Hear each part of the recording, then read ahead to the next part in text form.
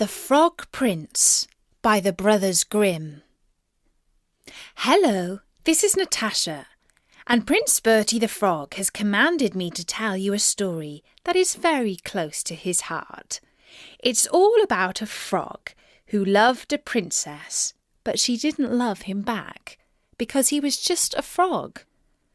And if you've been listening to Story Nori, you'll know that Bertie has similar troubles too, which is why he wants to hear this story again, to see if he can pick up any useful tips. In olden times, when if you made a wish, it would always come true, there lived a king whose daughters were all beautiful, but the youngest was so beautiful that the sun itself, which has seen so much, was astonished whenever it shone in her face. Close by the king's castle lay a great dark forest, and under an old lime tree in the forest was a well. And when the day was very warm, the king's child went out into the forest and sat down by the side of the cool fountain. And when she was dull, she took a golden ball and threw it up on high and caught it, and this ball was her favourite playing thing. Now it so happened that on one occasion the princess's golden ball did not fall into the little hand which she was holding up for it, but onto the ground beyond, and rolled straight into the water. The king's daughter followed it with her eyes, but it vanished, and the well was so deep that the bottom could not be seen. On this she began to cry, and cry louder and louder, and could not be comforted.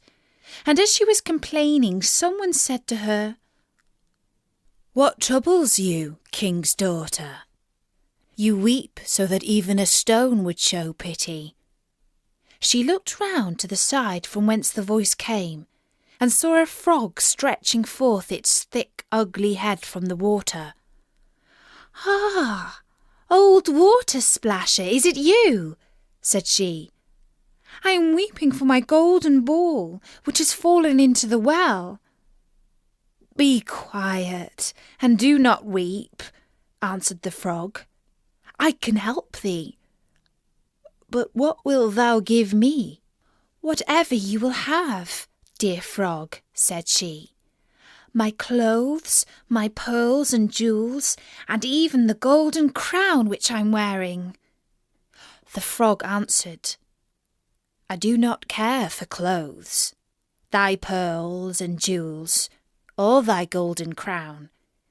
But if you will love me, and let me be thy companion and playfellow, and sit by thee at thy little table, and eat off thy little golden plate, and drink out of thy little cup, and sleep in thy bed, if thou wilt promise me this, I will go down below, and bring thee thy golden ball up again."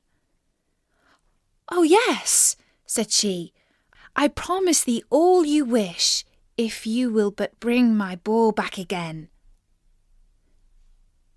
She, however, thought, "How silly that frog does talk. He lives in the water with the other frogs and croaks, and can be no companion to any human being."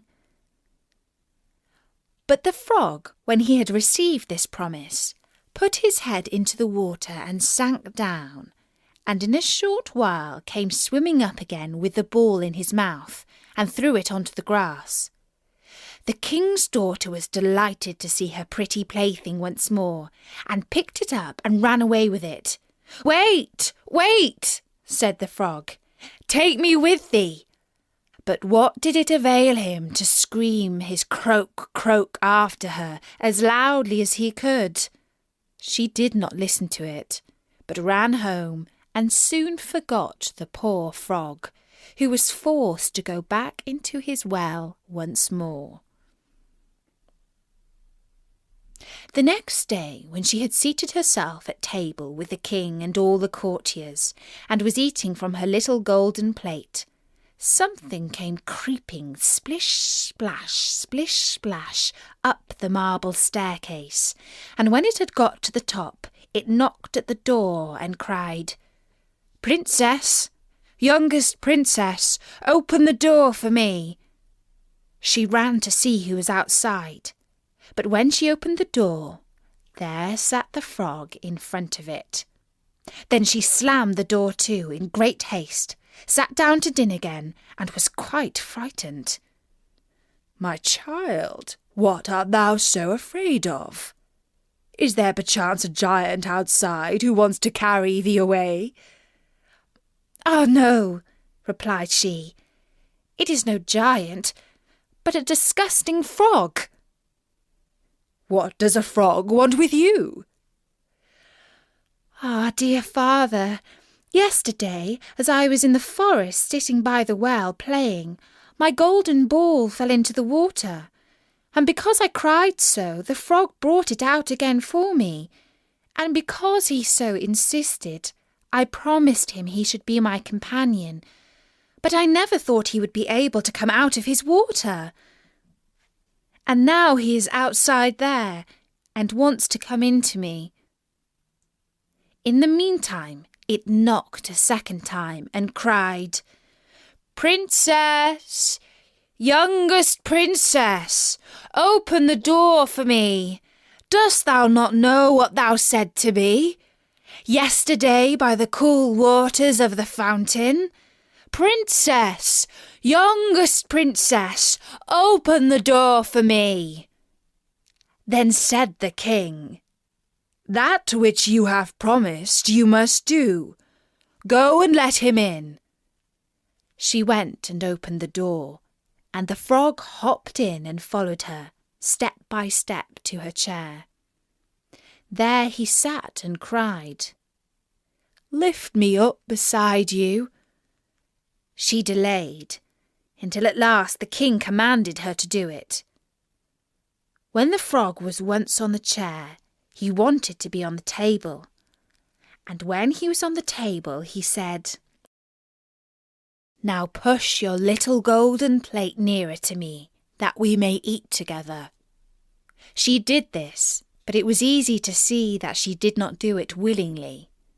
The frog enjoyed what he ate, but almost every mouthful she took choked her. At length he said, "I have eaten and am satisfied. Now I am tired. Carry me into thy little room and make thy little silken bed ready, and we will both lie down and go to sleep."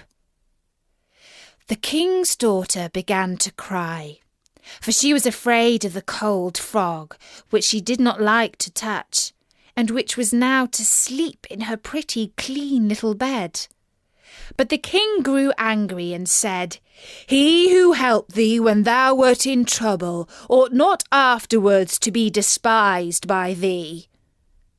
So she took hold of the frog with 2 fingers, carried him upstairs, and put him in the corner. But when she was in bed, he crept up to her and said, "I am tired, and want to sleep as well as thou. Lift me up, or I will tell thy father." Then she was terribly angry, and took him and threw him with all her might against the wall. "Now you will be quiet, you horrible little frog," said she. But when he fell down, he was no frog, but a king's son with beautiful kind eyes. He, by her father's will, was now her dear companion and husband.